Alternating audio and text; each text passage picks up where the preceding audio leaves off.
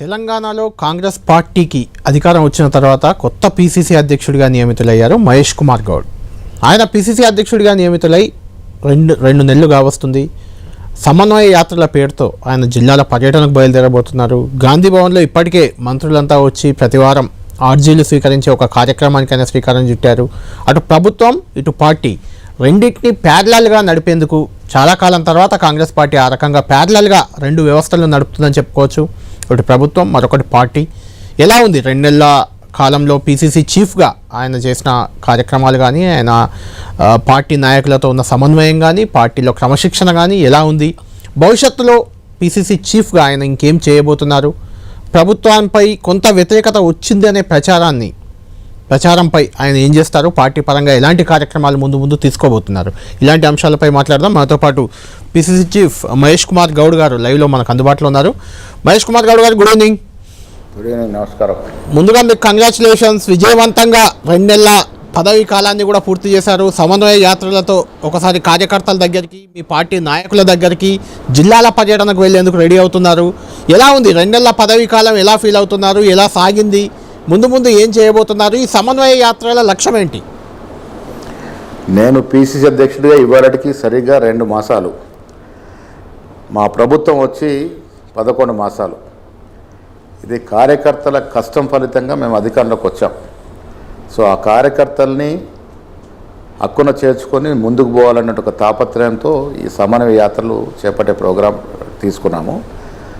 ప్రభుత్వ పరంగా కూడా 11 మాసాల్లో రేవంత్ రెడ్డి గారు ముఖ్యమంత్రి అయిన తర్వాత డిప్యూటీ ముఖ్యమంత్రి పట్టి విక్రమార్క, సీనియర్ మంత్రులందరూ కూడా ఈ 11 మాసాల్లో తీసుకున్నటువంటి కార్యక్రమాలు ఒకసారి గత ప్రభుత్వం 10 ఏళ్ళు బీఆర్ఎస్ ప్రభుత్వంతో పోల్చుకుంటే చాలా మెరుగ్గా బేసిక్గా ఉన్నటువంటి మాట ప్రజల నుంచి వస్తూ ఉంది. ముఖ్యంగా 10 ఏళ్ళు నిర్బంధ పాలన ఈ తెలంగాణ రాష్ట్రంలో జరిగింది. ఉద్యమం పేరిట అధికారంలోకి వచ్చినటువంటి కేసీఆర్ గారు రాష్ట్ర సొత్తుని, రాష్ట్ర ఖజానాను లూటీ చేసినటువంటి పరిస్థితుల్లో వారిని ఇంటికి పంపాలి, మీరు అధికారంలోకి వస్తే ఈ రాష్ట్రం బాగుంటుందనే తపనతో ప్రజలు ఏదైతే నమ్మకంతో మమ్మల్ని అధికారం తీసుకొచ్చినారో ఆ నమ్మకాన్ని వమ్ము చేయకుండా ఈ 11 మాసాలుగా రేవంత్ రెడ్డి గారి ప్రభుత్వం ఏదైతే ఎన్నికలకు ముందు ఒక పీసీ అధ్యక్షుడిగా ఆనాడు సోనియా గాంధీ గారు వాగ్దానాలు చేశారో, గ్యారంటీలు 6 గ్యారంటీలు కానీ ఇతర అంశాలు కూడా మెజారిటీ, అంటే ఆర్థికంగా చాలా నిర్బంధమైనటువంటి పరిస్థితి ఉన్నప్పుడు కూడా మెజారిటీ కార్యక్రమాలు ఇవ్వగలిగినాం. కొన్ని ఇంకా బాకీ ఉన్నాయి, అవి కూడా ఇవ్వచ్చే పరిస్థితిలో ఉన్నాం. ఇవాళ సంవత్సరం కాలం పాటు ప్రభుత్వం చేసిన తీరుతెన్నులు, అభివృద్ధి సంక్షేమ కార్యక్రమాల మీద ఒక సంవత్సరం విజయోత్సవం జరుపుకునే దిశగా రాష్ట్ర ప్రభుత్వం 3 కార్యక్రమాలు సిద్ధం చేసింది. మొదటగా వరంగల్లో ఈ నెల 19న జరిగే మహిళా సాధికార దినోత్సవం 1 లక్ష మంది మహిళలతో జరిగే బహిరంగ సభ ఏర్పాట్లు, దాంతోపాటు కార్యకర్తల్ని ఆ కార్యక్రమంలో మమ్మకం చేసేటువంటి కార్యక్రమం కోసం రేపు కానీ ఎల్లుండి కానీ మేము వరంగల్ పోయేటటువంటి అవకాశం ఉన్నది. సో ఈ దశగా కార్యకర్తల కష్టంతో వచ్చినటువంటి ఈ ప్రభుత్వాన్ని ప్రజలు ఏదైతే నమ్మకంతో మాకు అధికారం కట్టబెట్టినారో ఆ దశగా అటు ముఖ్యమంత్రి గారు, రాష్ట్ర ప్రభుత్వ అధినేతగా, నేను పీసీసీ అధ్యక్షుడిగా ఇరువురం కూడా సమన్వయంతో రాష్ట్రం ఉన్నటువంటి సీనియర్ మంత్రులు, ఎమ్మెల్యేలు, ఎమ్మెల్సీలు, ఎంపీలతో సమన్వయం చేసుకుంటూ అటు కార్యకర్తల ఆభిష్టం మేరకు, వారి కోరిక మేరకు ప్రభుత్వాన్ని ముందుకు తీసుకుని తరుణం. నేను అధ్యక్షుడిగా బాధ్యతలు చేపట్టి ఇవాళకి 2 మాసాలు. ఈ 2 మాసాల్లో సీనియర్లందరితో కూడా చాలా విషయాల మీద చర్చించడం జరిగింది. దాంట్లో భాగంగానే నేను ప్రమాణ స్వీకారం చేసిన రోజున ఇచ్చిన పిలుపు మేరకు ప్రతి వారం మంత్రులు గాంధీ భవన్కి రావడం, ఇక్కడ ఉన్నటువంటి కార్యకర్తతో మమేకం అవడం, కార్యకర్తల యొక్క మంచి చెడులో వారు పాలు పంచుకోవడం, వారిచ్చే సూచనలు సలహాలతో పాటు సామాన్య ప్రజలు కూడా ఎవరైతే సెక్రటరేట్ పోలేరో వారు కూడా వచ్చి ఇక్కడ అర్జీలు పెట్టుకుంటూ ఉన్నారు. ఇది ఒక విజయవంతమైన కార్యక్రమంగా ముందుకు పోతూ ఉంది. మిగతా రాష్ట్రాలకు కూడా రోల్ మోడల్గా సాక్షాత్తు కర్ణాటక రాష్ట్ర ముఖ్యమంత్రి ఈ కార్యక్రమం గురించి ఆరాధిస్తున్న సందర్భం. సో ఇది ఒక విజయవంతమైన కార్యక్రమంగా ముందుకు పోవచ్చు. దీంట్లో ముఖ్యమంత్రితో పాటు మంత్రులు కూడా సంపూర్ణంగా సహకారం చేస్తూ ఉన్నారు. ప్రతి వారం గాంధీ భవన్కి వస్తూ ఉన్నారు. ప్రతి వారం కూడా దాదాపు 400 నుంచి 500 అర్జీలు వారితో కలవడం, వారితో అర్జీలు తీసుకోవడం, ఇది ఒక చక్కటి కార్యక్రమం ముందుకు పోతూ ఉంది. భవిష్యత్తులో కూడా ముఖ్యమంత్రిగా ప్రభుత్వం చేపట్టిన కార్యక్రమాలు ఎంతైతే ఉంటాయో అంతకన్నా ఎక్కువ బాధ్యత పీసీసీ కూడా వివరించాల్సిన పరిస్థితి ఉంటుంది. ప్రభుత్వం ఇచ్చే కార్యక్రమాలు ప్రజలకు చేరుతున్న తీరుతెన్నులు, వారు చేరవేర్చే కార్యక్రమం మా కార్యకర్తలందరూ నిమగ్నం అవడం ఇది పీసీసీ బాధ్యత. అటు ప్రభుత్వం ఇటు పీసీసీ ఈ రెండు కూడా జోడెద్దులాగా ముందుకు పోయి ప్రజలు ఏదైతే నమ్మకంతో మాకు అధికారం ఇచ్చారో ఆ నమ్మకాన్ని వమ్ము చేయకుండా దాన్ని నిలుపుకుంటూ ముందుకు పోతూ వచ్చే 5 ఏళ్ళలో తెలంగాణ రాష్ట్రాన్ని యావత్ దేశంలో ఒక రోల్ మోడల్గా ఇప్పటికే మీరు చూస్తూ ఉన్నారు. హెల్త్, ఎడ్యుకేషన్, వ్యవసాయం మీద ప్రయారిటీతో ముఖ్యమంత్రిగా ముందుకెళ్తా ఉన్నారు. గత ప్రభుత్వంలో కొన్ని ప్రైవేట్ ఆసుపత్రులు బాగుపడ్డాయి తప్ప ప్రభుత్వ ఆసుపత్రుల యొక్క స్థితిగతులు ఎక్కడ కూడా మెరుగుపడలే. ఉన్న ఫలంగా 198ని తీసేశారు, ఆరోగ్యశ్రీని తీసేశారు. సో ఆ దశగా ప్రైవేట్ ఆసుపత్రులకి భిన్నంగా వాటికన్నా మెరుగైన సదుపాయాలతో ప్రభుత్వ ఆసుపత్రులు ముందుకు తేవాలన్న కార్యక్రమంలో ముఖ్యమంత్రిగా నిమగ్నం ఉన్నారు. అదేవిధంగా విద్యాపరం కూడా యావత్ దేశంలోనే ఒక రోల్ మోడల్ జరగాలి. దాంట్లో భాగంగానే యంగ్ ఇండియా ఇంటిగ్రేటెడ్ స్కూల్స్ ఇస్తూ ఉన్నారు. ఒక్కొక్క స్కూల్ మీద 120 కోట్లు పెడతా ఉన్నారు. ప్రతి నియోజకవర్గానికి ఒక స్కూల్ ఇవ్వాలని. ప్రైవేటు విద్యా సంస్థలకి పారుగా దానికన్నా కూడా మెరుగైనటువంటి సదుపాయాలు ప్రభుత్వ పాఠశాలలో ఉండాలనే ఒక ధ్యేయంతో ముందుకు పోతూ ఉంది. ఇలా చెప్తూ పోతే చాలా కార్యక్రమాలు, ఈవెన్ రైతుల విషయంలో కూడా 10 ఏళ్ళుగా వారు రుణమాఫీకి ఎంతైతే సొమ్ము హెచ్చించినారో అంతకన్నా ఎక్కువ సొమ్ము మేము 9 నెలల్లో ఇవ్వగలిగినాం. రైట్ మహేష్ గారు, మీరు ఇన్ని చెప్తున్నారు, చాలా చేశామని. ఎన్ని చెప్పినా మీరు మహాలక్ష్మి కింద మహిళలకు 2500 రూపాయలు ఇస్తామన్నారు. 100 రోజుల హామీ అది. ఆల్రెడీ 11 నెలలు అయిపోయింది, మీరే చెప్పారు. రెండోది రుణమాఫీ పూర్తిగా 2 లక్షల పైబడ్డ వాళ్ళకు చాలామందికి కాలేదు, మీకు కూడా తెలుసు అది. రైతు భరోసా అన్నారు, 15,000 చేస్తామన్నారు, 10,000 కూడా ఇవ్వట్లేదు. రైతు బంధు కూడా ఇవ్వట్లేదు. ఇలాంటి విమర్శలు ఇంకా మీ పైన చాలా ఉన్నాయి. కళ్యాణ్ గారు, ఒకటి దీన్ని అర్థం చేసుకోవాల్సింది, సరే మేము ఆర్థికంగా ఈ నిర్బంధం ఉంటుందని తెలిసి కూడా అన్నది లెక్కలేసి ఆర్థిక నిపుణులతో చర్చించే వాగ్దానం చేసాం. కానీ మనం అనుకున్నంత మేరకు ఆర్థికంగా వెసులుబాటు దొరకట్లేదు. మీకు తెలుసు, 65 ఏళ్ల కాంగ్రెస్ టీడీపీ పాలనలో ఈ రాష్ట్రం అప్పు 65,000 కోట్లు దాటలే. ఈ 10 ఏళ్లలో కేసీఆర్ గారు ఒక దూరదృష్టి లోపించి ఇబ్బడి ముబ్బడిగా అప్పులు చేయడం వల్ల ఇవాళ 8.5 లక్షల కోట్ల అప్పు మన ఎత్తినేసిపోయినారు. ఇలా రాష్ట్ర ఆదాయంలో దాదాపు 18,000 కోట్ల పైచలకు వస్తే 11,000 కోట్ల రూపాయలు, 10 నుంచి 11,000 కోట్ల రూపాయలు ఈ 8.5 లక్షల కోట్ల అప్పు ఇన్స్టాల్మెంట్ వడ్డీకే పోతూ ఉంది. ఎమర్జెన్సీగా 5,000 కోట్ల జీతపత్యాలు, హెల్త్ అండ్ ఎడ్యుకేషన్ పోతూ ఉంది. ఇటువంటి ఆర్థిక నిర్బంధం ఉన్నప్పటికీ కూడా నేను మీ ద్వారా ప్రజలకు చెప్పేది ఏంటంటే, రేవంత్ రెడ్డి గారి ప్రభుత్వం మేమిచ్చిన వాగ్దానాలు ఏ వాగ్దానం జారవిడ్చము. కొద్ది వెనక ముందు అన్నీ వస్తాయి. మహాలక్ష్మిలో ఇచ్చే కరిగేల బస్సు, ఫ్రీ బస్సు దాదాపు 1.5 కోటి మంది ఆ సదుపాయాన్ని ఉపయోగించుకున్నారు. 500కే సిలిండర్ ఇవ్వగలుగుతూ ఉన్నాం. 700 రూపాయలు అడ్వాన్స్గా మేము కేంద్ర ప్రభుత్వం చెల్లిస్తూ ఉన్నాం. 200 లోపల యూనిట్లు కరెంట్ ఇస్తూ ఉన్నాం. దీంతో పాటు వ్యవసాయపరం కూడా ఇప్పుడు వాళ్ళంతా గొప్పలు చెప్తా ఉన్నారు కదా, 10 ఏళ్లలో రుణమాఫీకి ఇచ్చిన సొమ్ము కన్నా ఎక్కువ 9 నెలలు ఇవ్వగలిగినాం. అంటే 1:10 రేషియోలో మా అభివృద్ధి చూపిస్తూ ఉన్నాము. సో ఇవన్నీ కూడా గ్రహించుకోవాలి. కొంత ఆర్థిక వెసులుబాటు కాగానే మిగతా మనం ఇచ్చినటువంటి వాగ్దానాలు కూడా ఒకటొకటిగా అన్నీ పూరిస్తాము. ఏది కూడా ఎత్తేసే పరిస్థితి ఉండదు. ఇది మా గ్యారంటీ వారికి ఇచ్చేది. మహేష్ కుమార్ గౌడ్ గారు, ప్రభుత్వం విషయం అట్లా పక్కన పెడదాం, కాసేపు పార్టీ విషయానికి వద్దాం. మీరు పీసీసీ అధ్యక్షుడు అయ్యారు, 2 నెలలు అవుతుంది. ఇప్పటి వరకు పీసీసీకి కార్యవర్గం లేదు, జిల్లాల్లో కార్యవర్గాలు లేవు. పార్టీ బలోపేతం దిశగా అంటే మీరు గాంధీ భవన్లో పరిమితమై పార్టీ బలోపేతానికి కసరత్తు చేస్తున్నారు, సమన్వయం చేస్తున్నారు, ఇదంతా బాగుంది. క్షేత్రస్థాయి నుంచి పార్టీ బలోపేతం దిశగా చర్యలు తీసుకోలేదంటే మీరేమంటారు? డీసీసీలు ఫంక్షనింగ్లో ఉన్నాయి. పీసీసీ కొత్త అధ్యక్షుడు కార్యవర్గం మాత్రమే రద్దవుతుంది. జిల్లా కాంగ్రెస్ యథావిధిగా సాగుతూ ఉన్నాయి. నేను 1 నెల 40 రోజులుగా గాంధీ భవన్లో కార్యకర్త కలవడానికి సరిపోయింది. పీసీసీ కార్యవర్గం అనేది బాగా ఆచితూచి అందరితో సంప్రదించి జరిపి చేయాల్సిన ప్రక్రియ. పీసీసీ అధ్యక్షుడిగా నా ఇష్టానుసారం నేను కమిటీ వేసుకోలేను. రాష్ట్రంలో ఉన్నటువంటి సీనియర్ నాయకులు, ముఖ్యమంత్రి కానీ డిప్యూటీ ముఖ్యమంత్రి, సీనియర్ మంత్రులు, జిల్లాల వారీగా సీనియర్ నాయకులతో సంప్రదింపులు జరపడం, ప్రాంతాల వారీగా, కులాల వారీగా ఇవన్నీ కూడా సమతుల్యం చేయడం, అందులోనూ సమర్థవంతమైన నాయకత్వాన్ని వెలికి తీయడం, ఇవంతా కూడా కొంత సీరియస్ ప్రక్రియ కాబట్టి కొంత సమయం పడుతుంది. 3 నెలల లోపు మేము కమిటీ వేసుకోవాల్సిన అవసరం ఉంది. తప్పకుండా 10-15 రోజుల తర్వాత పీసీసీకి కొత్త కార్యవర్గం వస్తుంది. ఆ తర్వాత జిల్లాల మార్పు ప్రక్రియ మొదలవుతుంది. అంతవరకు ఈ ఉన్న జిల్లా అధ్యక్షుడితో మా కార్యక్రమాలు నడుస్తూ ఉన్నాయి. ఎక్కడ కూడా లోటుపాట్లు లేవు. ప్రభుత్వం ఇచ్చే ప్రతి కార్యక్రమం మా జిల్లా కాంగ్రెస్ అధ్యక్షులు ప్రజలకు చేరవేయడంలో, వారికి ఇన్ఫర్మేషన్ ఇవ్వడంలో, దాని మంచి చెడు చూసుకొని నిమగ్నమే ఉన్నారు. అయితే అధికారంలోకి వచ్చి 11 నెలలు అవుతున్నా ఇంకా ఇప్పటికీ మంత్రివర్గంలో 6 ఖాళీలు ఉన్నాయి. ఇటు నామినేటెడ్ పోస్టులు చాలా భర్తీ కాలేదు. అంటే అవి కరడు కట్టిన మీ కాంగ్రెస్ కార్యకర్తలు, పార్టీ కష్టకాలంలో ఉన్న వాళ్ళకి ఇప్పించే బాధ్యత ఇప్పుడు మీపై ఉంది. ఎందుకంటే గతంలో Definitely. కొంతమందికి ఎమ్మెల్యే టికెట్ల విషయంలో కానీ ఈవెన్ మంత్రి పదవుల్లో కూడా 4-5 కొత్తగా ఎన్నికల ముందు పార్టీలో చేరిన వాళ్ళకు కూడా మీరు అవకాశం ఇచ్చారు, దాన్ని ఎవరు తప్పు పట్టట్లేదు. కానీ మొదటి నుంచి పార్టీలో ఉన్న వారికి, మొదటి నుంచి కాంగ్రెస్ కోసం పనిచేసిన వాళ్ళకి న్యాయం చేసే దిశగా మహేష్ కుమార్ గౌడ్ ఏ మేరకు ఒత్తిడి తేగలుగుతారు ప్రభుత్వంపై, లేకుంటే ముఖ్యమంత్రిపై అంటే ఏం చెప్తారు?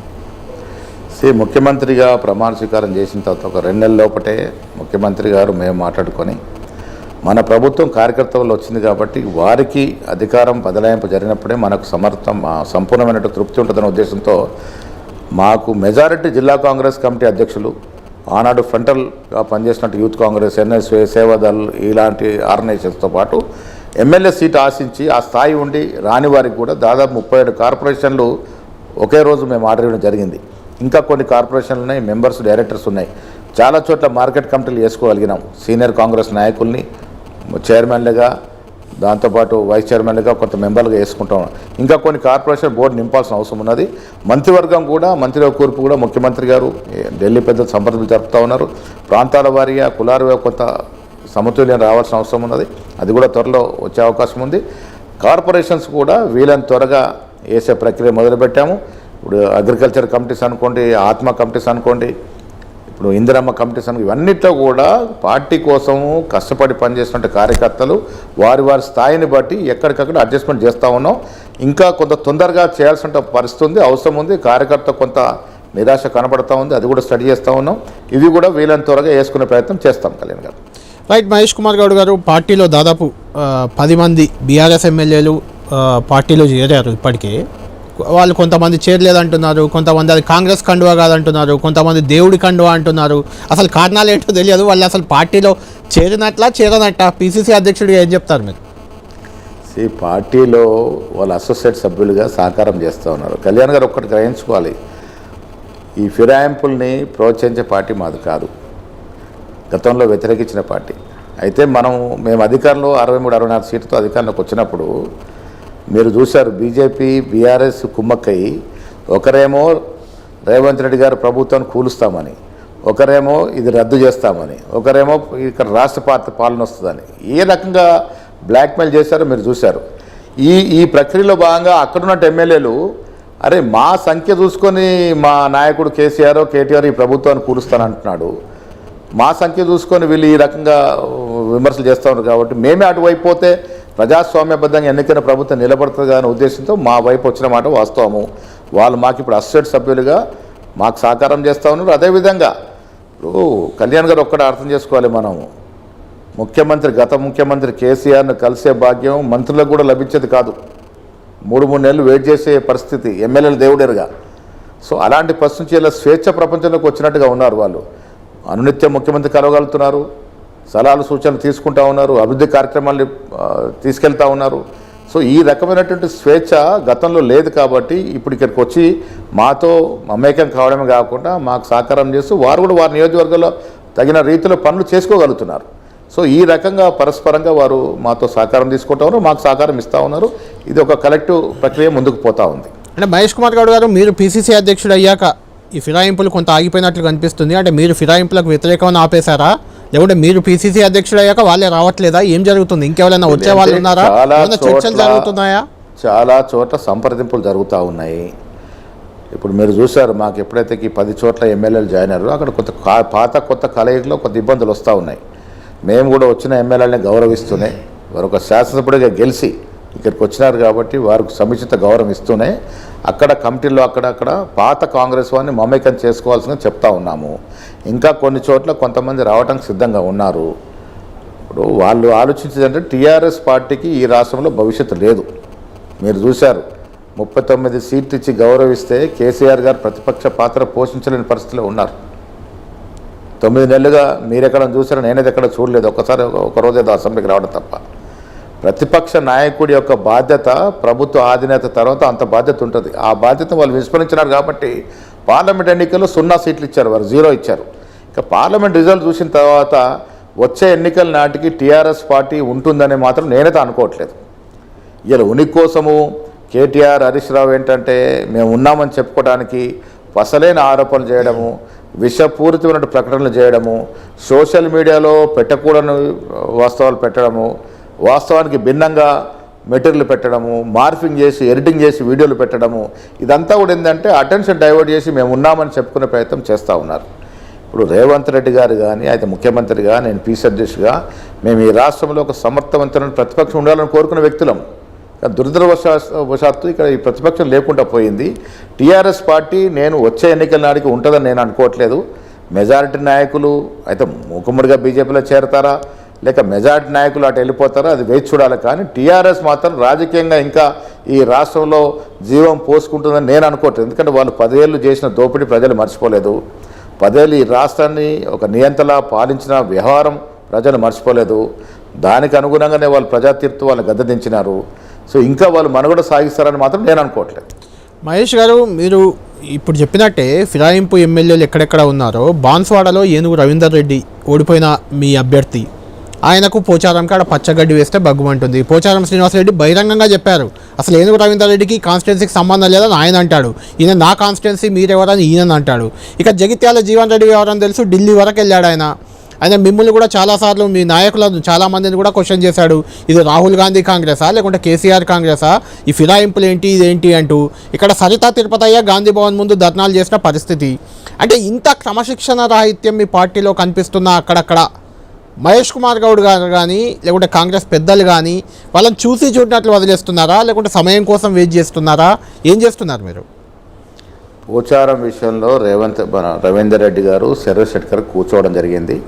ఈవెన్ మార్కెట్ కమిటీ విషయంలో కూడా పోచారం శ్రీనివాసరెడ్డి గారు ఎమ్మెల్యే అయినప్పుడు కూడా ఇప్పటి వరకు ఇచ్చిన మార్కెట్ కమిటీలను కూడా గతంలో కాంగ్రెస్లో పనిచేసిన నాయకులకి ఇవ్వడం జరిగింది. అక్కడ సమన్వయపరచడం జరిగింది, అక్కడ సెట్ చేయడం జరిగింది. పోచారం శ్రీనివాసరెడ్డి గారు ఎమ్మెల్యే గెలిచి మా పార్టీకి వచ్చినారు. వారికి ఇవ్వాల్సిన గౌరవం ఇస్తూనే పాత కాంగ్రెస్ నాయకుల్ని, అక్కడ సురేష్ షెట్కర్ గారు ఎంపీగా ఉన్నారు, వారి ఆధ్వర్యంలో పాత కాంగ్రెస్ నాయకులు ప్రొటెక్ట్ చేసుకుంటూ ఉన్నాం. అది అయితే కూడా సరిపోయింది.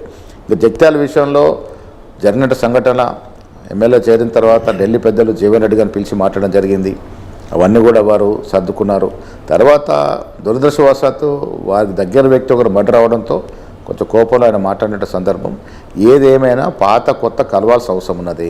మేము కొత్తగా ఎమ్మెల్యేలు వచ్చిన వారందరూ కూడా గౌరవిస్తూనే వారికి కూడా సూచనలు ఏమిస్తూ ఉన్నామంటే మీరు పాతలోనే మమేకం చేసుకోవాల్సిన అవసరం ఉన్నది. ఆయా నియోజకవర్గంలో పాత కాంగ్రెస్ వాళ్ళు మమేకం చేసుకోవాలా. ఇప్పుడు ఇచ్చిన మేము పదవులు కూడా అంతా కూడా పాత వారికే ఇస్తూ ఉన్నాం. కొత్త వాళ్ళని కన్విన్స్ చేసి పాత వారికే ఇస్తూ ఉన్నాం. ఆ రకంగా వారు వీరు కలవాల్సిన అవసరం ఉన్నది. రేపటి రోజున రాష్ట్రంలో ఎమ్మెల్యే స్థానాలు పెరిగేటట్టు అవకాశం ఉన్నది. ఇలా పోటీ చేసిన వారు, కొత్తగా వచ్చిన వారు అందరూ కూడా సర్దుకుపోయే విధంగా సీట్లు పెరుగుతాయి. అందరికీ వారి స్థాయిని బట్టి అవకాశాలు వస్తాయి.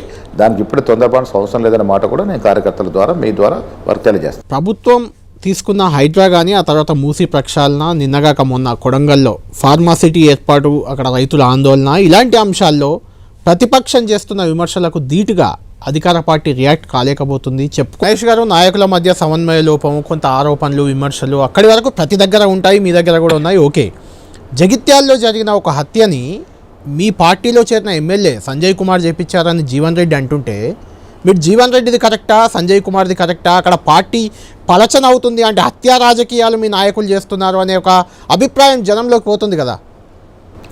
ఇప్పుడు జీవన్ రెడ్డి గారి బాధ ఎవరికైనా, ఇప్పుడు ఒక 30 ఏళ్ళు తను అంటిపెట్టుకున్న నాయకుడు హత్యకు గురవుతే ఆ బాధలో వారు మాట్లాడినమాట వాస్తవం. జీవన్ రెడ్డి గారు మా పార్టీలో చాలా సీనియర్ నాయకులు, వారికి అన్ని రకాలుగా మేము గౌరవం ఇస్తాము. ఆ హత్య జరిగినటువంటి పూర్వాపరాలు తెలుసుకునే పనిలో పోలీస్ డిపార్ట్మెంట్ ఉంది. మేము ఆ రోజు కూడా చెప్పాం, ఎవరు హత్య చేసినా, హత్యలు ఎవరు పాల్గొన్నా ఆ పాల్గొన్న నిందితులు తప్పకుండా కఠినంగా శిక్షించాలి. ఇది రాజకీయ ప్రేరేపిత హత్యనా లేక అక్కడ ఆస్తిగాలతో జరిగిన హత్యనా అనేది పోలీసులు ఛేదిస్తారు. బాధలో జీవన్ రెడ్డి గారు మాట్లాడినటువంటి వాస్తవం, వారి బాధను మేము అర్థం చేసుకున్నాం, వారితో కూడా మాట్లాడడం జరిగింది. అక్కడ కొత్తగా చేరిన ఎమ్మెల్యేతో కూడా మాట్లాడడం జరిగింది. ఈ విషయం మొత్తంలో కూడా శ్రీధర్ బాబు గారు ఈ మొత్తం ఇరువురితో మాట్లాడడం జరిగింది. ఆ సమస్య అక్కడితో సమస్య పోయింది. రైట్. మహేష్ కుమార్ గౌడ్ గారు, బీసీలకు కొంత ప్రాధాన్యత ఇవ్వాలని కాంగ్రెస్ పార్టీ కులగణన కూడా ప్రారంభించింది, చేస్తుంది. అది కులగణనే అనాలి దాన్ని. రకరకాలుగా 75 ప్రశ్నలు అడిగితే కొంత అక్కడక్కడ వ్యతిరేకత వస్తున్నా ప్రధానంగా అది కులగణన కోసమే కదా మీరు చేస్తున్న ఆలోచన. అయితే కులగణనే, మీరు ఇచ్చిన హామీ కూడా అదే కాబట్టి. అయితే కాంగ్రెస్ పార్టీలో ఒకే సామాజిక వర్గానికి పెద్దపీట వేస్తారనే విమర్శ గతంలో ఎమ్మెల్యే అభ్యర్థుల విషయంలో కూడా జరిగింది. మీ పార్టీలో ఒకరిద్దరు నాయకులు బీసీ నినాదంతో పార్టీ వ్యతిరేకంగా మీ నాయకులే రెడ్డి సామాజిక వర్గానికి చెందిన నాయకులపై విమర్శలు చేస్తూ ముందుకు పోతున్న పరిస్థితి కూడా మీకు తెలుసు. అది ఎవరు వెళ్తున్నారు ఏం వెళ్తున్నారో కూడా మీకు బాగా తెలుసు. ఇలాంటి నేపథ్యంలో బీసీలకి కాంగ్రెస్ పార్టీయే వేదిక అవుతుంది గ్యారంటీ నేనే హామీ అని మీరు ఇవ్వగలరా వాళ్ళకి? గతంలో బీసీలకు ఎక్కువ సీట్లు రావాలని అడిగిన దాంట్లో నేను ప్రధానంగా ఉన్న వ్యక్తిని. అవును, ఎవరికి ఎంత వాటా రావాలో వారికి రావాలని దక్కాలని అడిగే దాంట్లో మొదటగా ఉన్న వ్యక్తిని. కాబట్టి ఎన్నికలు కాబట్టి గెలుపు అనేది ప్రాధాన్యం కాబట్టి ఆనాడు కొంత తక్కువ సీట్లు వచ్చినటువంటి వాస్తవం. కానీ మీరు ఎన్నికల తర్వాత చూసుకుంటే 2 ఎమ్మెల్సీలు వస్తే 4 ఎమ్మెల్సీలు వస్తే ఒకటి రెడ్డి సామాజిక ఇచ్చాం, ఒకటి మైనారిటీ, ఒకటి నాకు, ఒకటి వెల్మకి ఇచ్చడం జరిగింది. 2 రాజ్యసభ సీట్లు వస్తే ఒకటి మళ్ళీ బీసీకి ఇవ్వడం జరిగింది. 4 విప్పులు వేస్తే 2 బీసీలకి ఇచ్చాం, ఒకటి లంబాడాకి ఇచ్చాం, ఒకటి ఎస్సీకి ఇచ్చాం. కార్పొరేషన్లు చూస్తే కూడా మెజారిటీ స్థానాలు మనం ఎస్సీ ఎస్టీ బీసీలకి ఇవ్వడం జరిగింది. క్యాబినెట్లో కూడా చూసుకున్నారు, మీరు ఉన్నారు. అయితే ఒకటి ఏంటంటే ఈ అన్ని కులాల యొక్క సమీకరణ దృష్టిలో పెట్టుకొని అందరికీ సముచిత స్థానం ఇవ్వాలనే ఉద్దేశంతో కాంగ్రెస్ పార్టీ ముందుకు పోతున్నమాట వాస్తవం. అక్కడక్కడ కొంచెం ఆటుపోటు ఉంటే సర్దుకుంటూ పోతాం అవసరాన్ని బట్టి. ఇలా కుల సర్వే అనేది రాహుల్ గాంధీ గారు తీసుకున్నటువంటి బ్రహ్మాస్త్రం. ఇది చరిత్రలో నిలిచిపెట్టిన అంశం. ముందు నుంచి కూడా రాహుల్ గాంధీ గారు భారత్ జోడో యాత్ర చేసినప్పుడు రకరకాల ప్రాంతాలు రకరకాల ప్రజల నుంచి వచ్చినటువంటి సూచనలు సలహాల మేరకు ఇది చేస్తే బాగుంటుంది, అణగారిన వర్గాలు అట్టడుగున వర్గాలకు న్యాయం జరగాలంటే కుల సర్వే జరగాలి. ఈ దేశంలో ఎవరు ఎంత శాతం ఉన్నారో ఆ నిష్పత్తి ప్రకారం వారికి ప్రభుత్వ ఫలాలు అందాలని. దాని ముఖ్య కారణం కూడా మనం బీజేపీ ప్రభుత్వం అధికారంలోకి వచ్చిన తర్వాత మోడీ నాయకత్వంలో ధనికుడికి బీదవాడికి వ్యత్యాసం పెరుగుతూ పోతుంది. మీరు ఒకసారి గ్రహించండి, ఈ దేశంలో కార్పొరేట్ వ్యవస్థని పెద్ద ఎత్తున పెంచి పోషిస్తూ ఉంది బీజేపీ పార్టీ. ధనికులు అవుతారు. ఇలా అదాని అమ్మాయిల పరిస్థితి ఏంటి? అదాని ఏముండే 2014లో వీళ్ళంతా ఎత్తుకు ఎలా పడగెత్తగలిగినాడు? ఎవరిచ్చిన వెసులుబాటు అది? ఇవన్నీ బేరీ చేసుకున్నప్పుడు ధనికుడుగా మారుతూ ఉన్నాడు, బీదవాడు ఇంకా బీదవాడు అవుతున్నాడు. కాబట్టి ఈ వ్యత్యాసాన్ని తగ్గియాలి, బీద ప్రజానికానికి ప్రభుత్వ ఫలాలు కనీసం అందాల ఉద్దేశంతో వారు రాహుల్ గాంధీ గారు ఒక బ్రహ్మాండమైనటువంటి అస్త్రాన్ని ముందుకు తీసుకొచ్చినారు, కులగణన. మీరు ఒకటి గ్రహించాలి, ఇక ఈ రాష్ట్రంలో కూడా మరి రేవంత్ రెడ్డి గారు అగ్రవర్ణానికి చెందిన వ్యక్తి. బట్ ఈ దేశంలో రాహుల్ గాంధీ పిలుపును మొదటగా అందుకున్న వ్యక్తి ఆయన. తక్షణమే క్యాబినెట్లో పెట్టడం, క్యాబినెట్లో దాన్ని జీవోగా తీసుకురావడం, తర్వాత అసెంబ్లీలో పెట్టడం, సుదీర్ఘంగా చర్చించడం, దాన్ని బిల్లు రూపంలో తీసుకురావడం, తక్షణమే కుల సర్వేకి పావులు కదలపడం. ఇది చూస్తూ ఉంటే మీకేమనిపిస్తూ ఉంది? ఇక్కడ కులాలు మతాలు కాదు. రేవంత్ రెడ్డి అగ్రవర్ణానికి చెందిన వ్యక్తి అయినప్పుడు కూడా ఈ స్టెప్ తీసుకున్నాడంటే ఇది ఒక కాంగ్రెస్ పాలసీ. ఇది రాహుల్ గాంధీ గారు ఒక నిర్ణయం తీసుకున్నారంటే అది రేవంత్ రెడ్డి గారికి కానీ నాకు కానీ కింద ఉన్న కార్యకర్తలకు ఇది శిరోధార్యం, అదే అస్త్రం మాకు. సో ఇవాళ ఈ రాష్ట్రంలో రేవంత్ రెడ్డి గారు ఒక అడుగు ముందుకేసి ఈ స్టెప్ తీసుకోవడం వల్ల యావత్ దేశంలో మీరు రోల్ మోడల్గా ఉన్నారని రాహుల్ గాంధీ గారు మొన్న చెప్పారు మీటింగ్లో. మహేష్ గారు, కులగణనకు సర్వే చేయడంతో సరిపోదు, ఆ సర్వే అనేది నామకే వాస్తే అవుతుంది. ఇంతకుముందు కేసీఆర్ ప్రభుత్వం వచ్చిన తర్వాత కూడా ఇలాంటి సర్వేనే ఒకే రోజులో రాష్ట్ర వ్యాప్తంగా చేసిన సందర్భం ఉంది. దానివల్ల ఒరిగింది ఏమీ లేదు, మీకు తెలుసు నాకు తెలుసు. అది కులగణన సర్వే కూడా అలాంటిదే. అదే చెప్తున్నాను, ఒక్క నిమిషం కంటిన్యూ చేస్తున్నాను.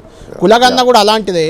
ఆ సర్వే చేసే ముందే మీరు హామీ ఇవ్వండి, జనాభా ప్రాతిపదికన 42% బీసీలకు రిజర్వేషన్లు ఇస్తారా, చట్టసభల్లో ఇస్తారా, ఎక్కడ ఇస్తారు, ఏం చేస్తారు ప్రభుత్వ పరంగా హామీ ఇవ్వండి. ఒకటి, ఇది ఏ సర్వేలు అక్కర్లేకుండా మీరు భర్తీ చేసే నామినేటెడ్ పోస్టులు కానీ, మీరు ఏర్పాటు చేసే పీసీసీ కార్యవర్గం కానీ, జిల్లా కమిటీల్లో కానీ 42%, 50%, 60% బీసీలకు మేము పదవులు ఇస్తాం అని మీరు ముందే చెప్పి వెళ్ళొచ్చు కదా, ఇంకా మంచి మైలేజ్ వస్తుంది మీకు. ఒకటి, మీరు 42% అంటున్నారు, మేమేమంటామంటే కుల సర్వే జరిగిన తర్వాత 42 కాదు, అది 52 ఇస్తాం, 60 ఇస్తాం. ఇది మా నినాదం. ఇప్పుడు సకల జనుల సర్వే అని చేశాడు కేసీఆర్ గారు, ఒకే రోజులో మొత్తం యంత్రాంగాన్ని పెట్టి చేశాడు. ఎందుకు దాన్ని అసెంబ్లీలో టేబుల్ చేయలేదు? ఆయన వద్ద ఎందుకు పెట్టుకున్నాడు? మీకు తెలుసా ఇది సర్వే ఏ కులం ఎంత ఉందో? టేబుల్ చేయలే కదా ఆఫీషియల్గా. చేయలేదు అంటే ఆయనకు చిత్తశుద్ధి లేదు. ప్రజల్ని ఎప్పుడు మోసం చేస్తూ 10 ఏళ్ళు పబ్బం గడిపింది తప్ప ఏ దాని మీద క్లారిటీ లేనట్టు ముఖ్యమంత్రి ఎవరనే దేశంలో ఉన్నట్టు కేసీఆర్ గారు. అంటే సర్వే చేసి అంత ఆర్భాటంగా చేసి బాగుండేది అనేది. ఇప్పుడు రాహుల్ గాంధీ గారు అవసరం అనుకుంటే 50% క్యాప్ని ఎత్తేస్తామని ఒక మాట ఏదో చెప్పినాడు, అదే గ్యారంటీ.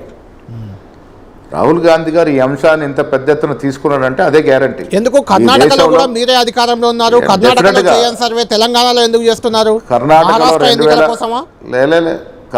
2014లో సర్వే జరిగింది, బీహార్లో సర్వే జరిగింది, కోట్ల లోపాలు అంటే మళ్ళీ రీసర్వే 100%. కర్ణాటకలో 2016లో సర్వే జరిగింది, కేంద్రానికి పంపడం కూడా జరిగింది. కేంద్రం ప్రభుత్వం నిర్ణయం తీసుకోవాలి. ఒకవేళ కేంద్ర ప్రభుత్వం నిర్ణయం తీసుకోకుండా సుప్రీంకోర్టుకు పోతామనే మాట కూడా రాహుల్ గాంధీ గారు స్పష్టంగా చేశారు. ఇవాళ రాహుల్ గాంధీ గారి నినాదం జిస్కి జితనీ ఆబాదీయే ఉన్కు ఉత్నే భాగేదారి. ఇది ఎవరు ఎంత నిష్పత్తి ప్రకారం ఉంటే వారికి అన్ని ఫలాలు అందాలని. దాంట్లో రేవంత్ రెడ్డి గారు, ఈ ప్రభుత్వం బట్టి గారు, ఈ ప్రభుత్వం అందరికన్నా ఒక అడుగు ముందుకేసి దీంట్లో తక్షణమే చర్యలు తీసుకుంది. లోకల్ బాడీ ఎలక్షన్ కూడా దానికి ఆగుతూ ఉన్నాయి. కుల సర్వే జరిగిన తర్వాత ఆ నిష్పత్తి ప్రకారం వారికి రిజర్వేషన్ ఇవ్వాలని. ఇది రాహుల్ గాంధీ గారి నినాదం కాబట్టి కాంగ్రెస్ పార్టీ నినాదం, ఇది ప్రతి కాంగ్రెస్ కార్యకర్త నినాదం.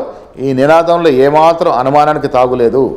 సర్వేలో కూడా ఇవాళ బీజేపీ బీఆర్ఎస్ పార్టీ ఈ సర్వే జరిగితే మాకు పుట్టగతులు ఉండకుండా పోతాయనే భయంతో తప్పుడు ప్రచారం చేస్తూ ఉన్నారు. నేను మీ ద్వారా తెలంగాణ ప్రజానికాన్ని విజ్ఞప్తి చేస్తూ ఉన్నాను. నిన్న ముఖ్యమంత్రి గారు కూడా చెప్పినారు, సర్వేలో పాల్గొనండి, మీ కులం విషయం కానీ మీ ఆస్తిపాస్తుల విషయం వాస్తవాలు చెప్పండి. ఇది మీకు నష్టం చేసే ప్రక్రియ ఎంత మాత్రం కాదు.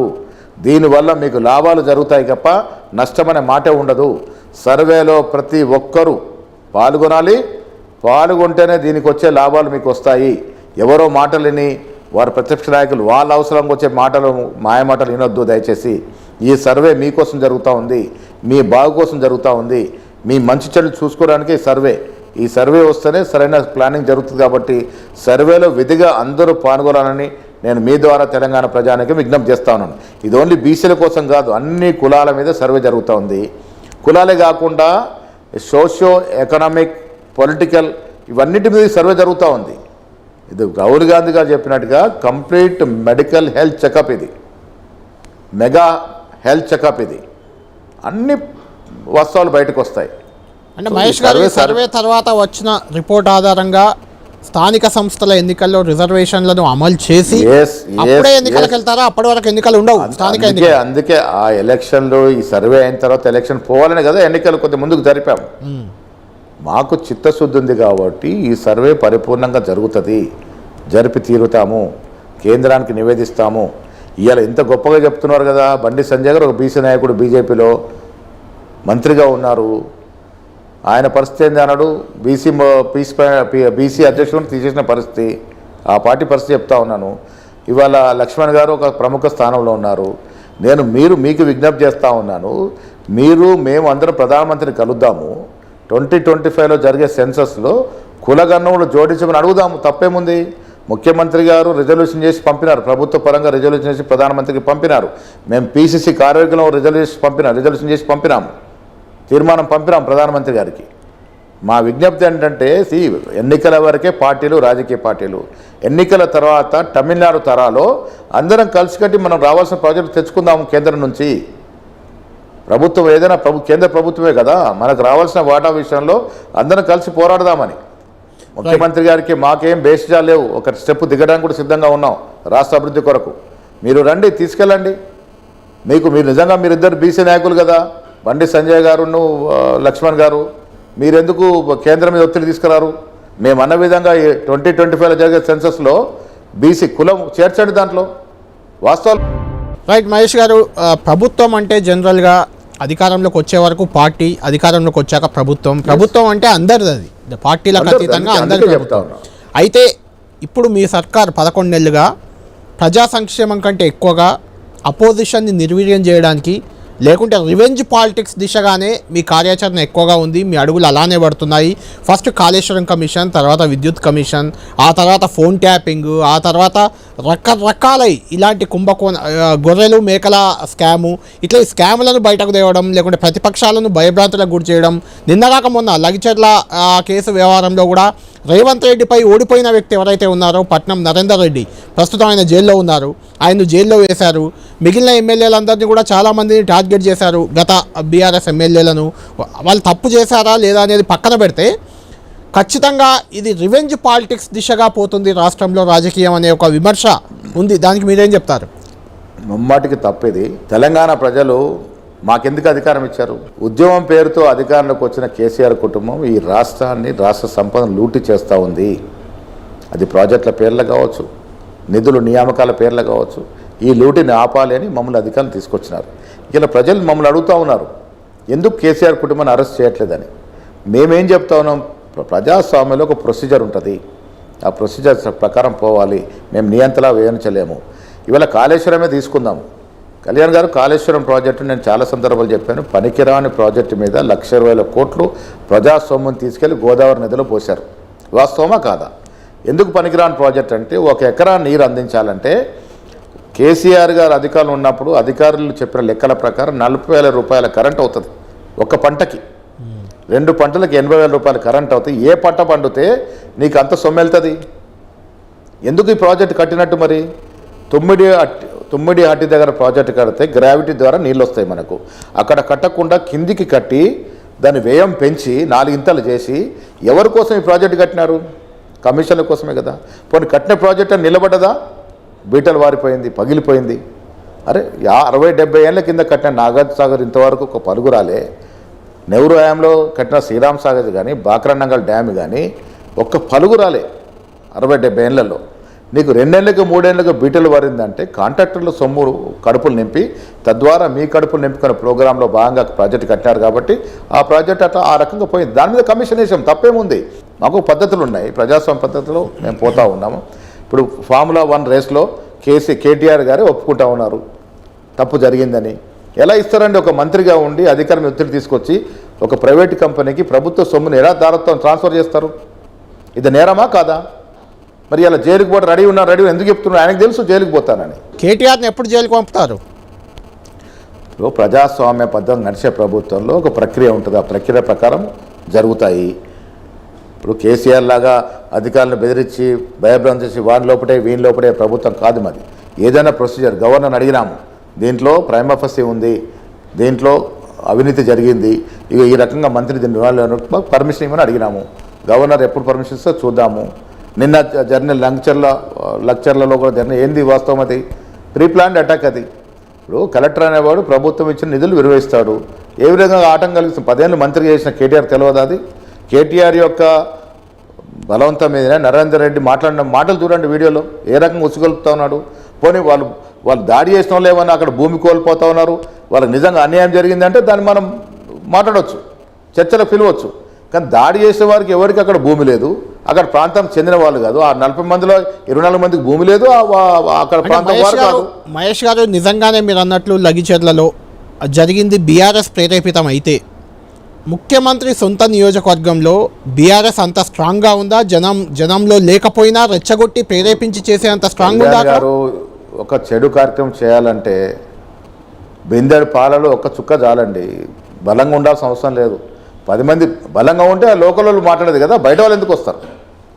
బయట అల్లరి మూకలు రౌడీలు వచ్చి దాడి చేశారంటే దాని అర్థమైంది. ఇప్పుడు అక్కడ ఒక అభివృద్ధి కార్యక్రమం జరుగుతూ ఉంది. మీకు గుర్తుండాలి, బట్టి గారు అసెంబ్లీలో చెప్పినారు, డెవలప్మెంట్ అనేది ఎక్కడ కూడా కేంద్రీకృతం కావద్దు. తెలంగాణ మూమెంట్ ఎందుకు వచ్చింది? ఇప్పుడు 15,000 ఎకరాలు మొబిలైజ్ చేశారు ఫార్మాసిటీకి. ఇది ఒక్క చోట అంతా సేకరించడం వల్ల ఇక్కడ పొల్యూషన్తో పాటు ట్రాఫిక్ ప్రాబ్లం వస్తుంది. తెలంగాణ అభివృద్ధి అంటే ఏంటి? హైదరాబాద్ ఒకటి అభివృద్ధి చెందితే తెలంగాణ అభివృద్ధి చెందినట్ట? ఈ ఫార్మాసిటీ ఎందుకు క్లస్టర్గా విభజించాం మేము? ఒక ఇండస్ట్రియల్ సెక్టారు ఆదిలాబాద్లో రావాలి, ఒక సెక్టర్ ములుగులో రావాలి, ఒక సెక్టర్ భద్రాచలం రావాలి, ఒక సెక్టర్ నారాయణఖేడ్లో ఉండాలి, ఒక నిజామాబాద్లో ఉండాలి. ఎందుకు ఉండకూడదు? సమూలమైన అభివృద్ధి జరగాలి. డెవలప్మెంట్ అనేది డీసెంట్రలైజ్ కావాలి. దానిలో భాగంగానే క్లస్టర్ విభజించి కొంత భాగాన్ని కొడంగల్ ట్రాన్స్ఫర్ జరిగింది. కొడంగల్ ఎమ్మెల్యేగా ఉన్నారు ముఖ్యమంత్రి గారు, వారికి తెలియదా అక్కడ నష్టలాభాలు? అరే ఒక అభివృద్ధి కార్యక్రమం వస్తుంది, కొంతమందికి ఉపాధి వస్తుంది. 90% మంది జనం అక్కడ ఒప్పుకొని ఉన్నారు, భూములు ఇవ్వడానికి సిద్ధపడినారు. 10 మంది రైతుల్ని 10% మంది రైతులు రెచ్చగొట్టి అందులో బయట తీసుకొచ్చి మీరు దారి పడిపడారంటే ప్రభుత్వాన్ని డిస్టర్బ్ చేయాలని, డెవలప్మెంట్ అడ్డుకోవాలని. ఇది మంచి పద్ధతి కాదు. ప్రజాస్వామ్యంలో మేము కూడా కోరుకుంటా ఉన్నాం, ప్రతిపక్షం మీరు ఉండండి, మంచి సలహాలు సూచనలు ఇవ్వండి, మేము తప్పు చేస్తే ఎత్తి చూపండి, నిర్మాణాత్మకమైన విమర్శ చేస్తే మేము స్వీకరిస్తాము. ప్రజాస్వామ్యం ఇది. రేవంత్ రెడ్డి గారు మేము కానీ ఒక స్టెప్ దిగి మీతో చర్చలు కూడా రెడీ ఉన్నాం మేము. అభివృద్ధి విషయాలు మాట్లాడండి. కానీ ఇప్పుడు విమర్శ ఎంత నీచంగా విమర్శిస్తున్నారు. ఇప్పుడు మూసీ విషయంలో నేను మళ్ళీ స్పష్టిస్తాను. 1,50,000 కోట్లు ఎవరు చెప్పారండి మీకు? మూసీలో 1,50,000 కోట్లు అవుతాయని ఎవరిచ్చిన ఫిగర్ అది? ఫేక్గా ఒక ఫిగర్ తయారు చేసి దాని డిపిఆర్ఏ తయారు కాలేదు. 1,50,000 కోట్ల ఫిగర్ ఎవరు పెట్టారు? అది ఎందుకు పెట్టారు అంటే బద్నాం చేయడానికి.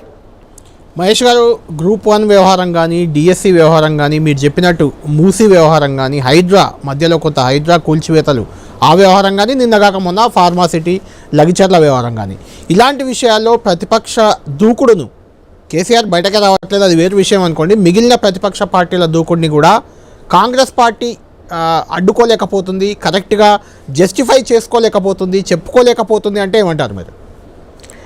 వాళ్ళు ఏదో చౌకబారు విమర్శలు చేసి ఆ విమర్శ కొద్దిగా డెన్సిటీ పెంచి మేమేదో సక్సెస్ అని తృప్తి పడితే టెంపరీ గెయిన్ అది. హైడ్రా విషయంలో ఏ బీదవానికి నష్టం జరగలేదు. ఒకే ఒక ఇల్లు కూలింది, అది మధ్య చెరువులో కట్టుకుంటే. హైడ్రా టార్గెట్ ఎవరండి? హైడ్రా అసలు ఎందుకు ఈ బత్తరం ఉన్నట్టు ఆలోచన ముఖ్యమంత్రి గారు ఎందుకు తీసుకొచ్చినారు? హైదరాబాద్ ఒకప్పుడు నిండైన చెరువులు, 2,500 చెరువులు, కుంటలు, చక్కటి గుట్టలు ఉండేవి. చెరువులు మాయమైపోయినాయి. ఇప్పుడు గతంలో పాలించిన కాంగ్రెస్ కానీ టీడీపీలో కొంత జరిగి ఉండొచ్చు, కానీ ఈ 10 ఏళ్ల కాలంలో దాదాపు 1,500 చెరువులు, కుంటలు మాయమైపోయి బిల్డింగ్లు వెలుస్తాయి. ఇలా రేవంత్ రెడ్డి గారు తీసుకున్నటువంటి హైడ్రా మూసీ వల్ల రేవంత్ రెడ్డి కుటుంబమో, బట్టి గారి కుటుంబమో, మహేష్ గౌడ్ కుటుంబం బాగుపడది. ఇది వచ్చే తరాల కోసం తీసుకున్నటువంటి ప్రక్రియ. మూసీ ప్రక్షాళన ఎందుకంటా ఉన్నాం మనము? వాయనాడులో ఏం జరిగిందండి? 3 మాసాలుగా పడాల్సిన వర్షపాతం 3 గంటలు నమోదైతే వాయనాడు మొత్తం కొట్టుకుపోయింది. హైదరాబాదు 1980లో 72,000 జనాభా ఉన్న హైదరాబాదు ఒక భారీ వర్షం పడితే 18,000 మంది మూసీలో కొట్టుకుపోయినారు. ఇది చరిత్ర. హైదరాబాద్ సురక్షితంగా ఉండాలనుకున్నప్పుడు హైడ్రా కానీ మూసీ కానీ నిజంగా చిత్తశుద్ధి ఉండి హైదరాబాద్ మీద ప్రేమ ఉంటే దీనికి అడ్డు తొలగండి, సాకారం చేయాలి. ఇలాంటి ప్రాజెక్టులకి దూరదృష్టితో వచ్చే తరాల కోసం చేపట్టిన ప్రాజెక్ట్ ఇది. దీన్ని మీరు సంపూర్ణంగా సహకరిస్తే హైదరాబాద్ మూసీ పక్కన 40% జనం ఉంటారు. ఒక పెద్ద వాన పడితే మన పరిస్థితి ఏంటి? ఇవి కూడా అర్థం చేసుకోవాలి కదా. రైట్ మహేష్ గారు, ద్వారా బీఆర్ఎస్ బీజేపీ పార్టీకి సూటిగా అడుగుతా ఉన్నాను, హైదరాబాద్ సురక్షితంగా ఉండాలా వద్దా? హైదరాబాద్ పెట్టుబడులు రావాలంటే సురక్షితంగా ఉండాలా వద్దా? ఎవరు వద్దన్నారు? మన నగరాన్ని మనం కాపాడుకోవాలని అంటారు, కానీ అందులో చేసే విధానాన్నే తప్పు పడుతున్నారు. పేదలకు ఇబ్బంది పడొద్దు అని కళ్యాణ్ గారి విధాన లోపం ఎక్కడ లేదు. ఉన్న కట్టడం తొలగిస్తూ ఉన్నాము, వారికి రిహాబిలిట్ చేస్తూ ఉన్నాము. మూసి నీరు సరిగా ప్రవహించకుంటే హైదరాబాద్కి ముప్పు ఉంటుంది. రేపు పెట్టుబడి రావాలన్నా హైదరాబాద్ క్లైమేట్ పరంగా కరెక్ట్గా ఉండాలి. అవన్నీ చూసుకుంటే మంచి కోసమే చేస్తూ ఉన్నాం కదా. 1,50,000 కోట్లని ఒక రాంగ్ ఫిగర్ తీసుకొచ్చి ప్రజల్ని భయభ్రాంతి చేస్తూ ఉన్నారు. ముఖ్యమంత్రికి అన్నదేంటండి? ముచ్చెర్లలో 4th సీటే వస్తూ ఉంది. మనకు హైదరాబాద్, సికింద్రాబాద్తో పాటు సైబరాబాద్తో పాటు ఒక సీట్ వస్తే 40-50 కోట్లతో ఒక సిటీ కట్టుకుంటే అధునాత హంగులతో శాస్త్ర సాంకేతికంగా అభివృద్ధి చెందాలని. రేపు మెట్రో విస్తరించాల్సిన పనులు ఉన్నాయి, దానికి ఒక 40,000 కోట్లు అవుతాయి. 3 RRR ప్రాజెక్టుకు ఒక 40,000 కోట్లు అవుతాయి. అదేవిధంగా మూసీ ప్రక్షాళనకి కూడా ఒక 25,000 కోట్లు అవుతాయని మాట చెప్పడం జరిగింది. దాన్ని మొత్తం తీసేసి 1,50,000 కోట్లు మూసీకి అవుతాయని, దీంట్లో ఎవరో కమిషన్ తింటారని తప్పుడు ఆరోపణలు చేయడం అనేది, రాజకీయాల్లో ఉన్న వ్యక్తులు, భవిష్యత్తులో రాజకీయాలు చేయాలనుకున్న వ్యక్తులు ఇలాంటి అసంబంధమైనటువంటి ఆరోపణలు, తప్పుడు ఆరోపణలు చేస్తే వారి రాజకీయ భవిష్యత్తుకి విఘాతం కలుగుతుంది. ఇది గ్రహించుకోవాల్సిందిగా మీ ద్వారా నేను విజ్ఞప్తి చేస్తా ఉన్నాను. రైట్ మహేష్ గారు, కాంగ్రెస్ పార్టీ అంటేనే కొంత ప్రజాస్వామ్యయుతంగా ఉంటుంది, అందరినీ కలుపుకు వెళ్తుంది, కొంచెం పద్ధతిగా నాయకులు మాట్లాడుతుంటారు, కొంచెం గాంధేయవాదం, గాంధేయ భావజాలంతో ఉంటుంది. ఇలాంటిది మనకుంది. అయితే ఇప్పుడు చూస్తే కొంత మీ ముఖ్యమంత్రి గారు కానీ మీ మంత్రులు కూడా బాంబులు వేస్తామని ఒక మంత్రి అంటాడు, బుల్డోజర్లతో తొక్కిస్తామని ముఖ్యమంత్రి గారు అంటారు, పేగులు మెడలేసుకుంటామంటారు. ఇలాంటి భాష కొంత ప్రజల్లో కానీ ప్రతిపక్షాల్లో కానీ విమర్శలకు దారితీస్తుంది. ఎలా చూడాలి ఆ భాషని? నేను 38 ఏళ్ళ జీవితంలో నేను అంటే వెంగళరావు గారు ముఖ్యమంత్రి ఉన్నప్పుడు చూస్తూ ఉన్నాను. వెంగళరావు గారు, తర్వాత ఎన్టీ రామారావు గారు ఈ రాష్ట్రంలో, తర్వాత చెన్నారెడ్డి గారు, జనార్దన్ రెడ్డి గారు, విజయభాస్కర్ రెడ్డి గారు, విజయభాస్కర్. ఎవరైనా ఎప్పుడైనా అసెంబ్లీలో కేసీఆర్ వాడిన భాష వాడినారండి? గత చరిత్ర, ఆంధ్రప్రదేశ్ చరిత్రలో ఒక్కసారి ఎన్టీ రామారావు నోరు జారి నన్నపనేని రాజకుమార్ ఒక మాట అంటే నిండు సభలో క్షమాపణ చెప్పినట్టు సందర్భం మీకు గుర్తుండొచ్చు. సో ఈ భాష అనేది ఎప్పుడు మారింది? మనకు 2014 తర్వాత కేసీఆర్ ముఖ్యమంత్రి అయిన తర్వాత మొత్తం భాషని మార్చేసి తెలంగాణ అంటే ఇట్లుంటుందా అని ముక్కు నేలేసుకునే విధంగా అలా కేసీఆర్ చేశాడని మనం చేద్దామా? అంటే ఒకటి ఇప్పుడు ప్రజలు కూడా ఏమైపోయినారు, కేసీఆర్ వాడిన భాషలో తిడితేనే రుచిస్తుంది అనేటువంటి పరిస్థితిలో తప్పనిసరి పరిస్థితిలో మేము కూడా మా నాయకులు కొంత ఆ భాష వాడుతున్నారు. బట్ ఏదైనా వ్యక్తిగతంగా నేను అలాంటి భాషకు విరుద్ధము. ప్రజాస్వామ్యంలో సద్విమర్శ ఉండాలి, సరైన ప్రతిపక్షం ఉండాలి, అప్పుడే మనం సజాగా పనిచేయగలుగుతాం. అభివృద్ధి ఆకాంక్షించే విజనరీ నాయకులు ఉండాలి. ఆ కోవలో నేను చెన్నారెడ్డి గారి తర్వాత ఇవాళ రేవంత్ రెడ్డి గారిని చూస్తూ ఉన్నాను. ఒక విజన్ ఉంది, చేయాలని తపన ఉంది, దానికి ముందు పోతూ ఉన్నాం. భాష ఎవరు వాడినా మంచి భాష వాడితే మంచిది. అది ఇది ప్రజాస్వామ్యంలో మన విలువల్ని మనం పెంచుకునే ప్రయత్నం చేయాలని నేను కోరుకుంటా ఉన్నాను. కేసీఆరే ఈ రాష్ట్రంలో భాషని గాడి తప్పించినారు, ఇది అందరూ ఒప్పుకొని తీరాల్సిందే. రైట్. పిసిసి చీఫ్గా రేవంత్ రెడ్డి గారు తెలంగాణ అసెంబ్లీ ఎన్నికల్లో గెలిపించారు. ఆ తర్వాత పార్లమెంట్ ఎన్నికల్లో కూడా మంచి ఫలితాలు ఎదిచ్చారు. ఆ తర్వాత మీరు ఇప్పుడు పిసిసి అధ్యక్షుడు అయ్యారు. రాబోయేది స్థానిక సంస్థల ఎన్నికలు మీ హయాంలో జరగబోతున్నాయి. అంతకంటే ముందు జిహెచ్ఎంసీ ఎన్నికలు వచ్చే అవకాశం కనిపిస్తుంది. మహేష్ కుమార్ గౌడ్ పెర్ఫార్మెన్స్కి రెండు ప్రధానంగా మీకు సవాళ్ళుగా ఎదురుకాబోతున్నాయి. ఎలా ఎదుర్కోబోతున్నారు? ఎలాంటి ఫలితాలు ఆశిస్తున్నారు?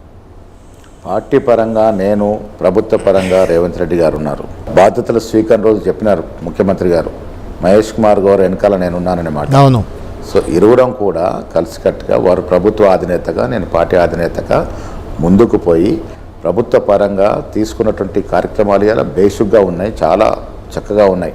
వాళ్ళు 10 ఏళ్ళు చేయాలంటే కార్యక్రమాలు మేము 1 ఇయర్లో చేసి చూపించినాం. 55,000 ఉద్యోగాలు అంటే ఆషామాషి కాదు. అందులో సమైక్య ఆంధ్రప్రదేశ్లో 300 గ్రూప్ 1 ఉద్యోగాలు ఇస్తే తెలంగాణలో 536 63 ఉద్యోగాలు ఇచ్చిన పరిస్థితి.